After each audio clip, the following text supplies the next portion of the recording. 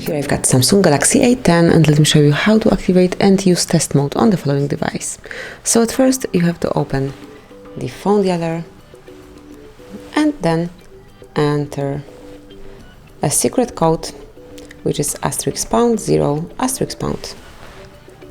And that's it. Now we are in test mode and you can test all the features. So let's start with display. If you will click on red, we will check if it's working correctly. It's definitely okay. Then let's check green, good as well, and blue, also correct. You can also check the receiver.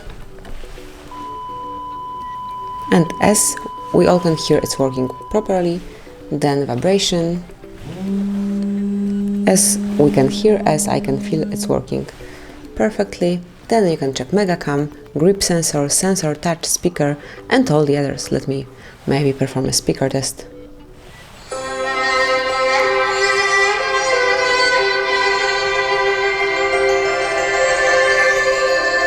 And as you can see, it's working good. So that would be all. This is how you can activate test mode and how you can use it whenever you need to simply perform all the tests of the features. Thank you for watching. Please subscribe our channel and leave the thumbs up.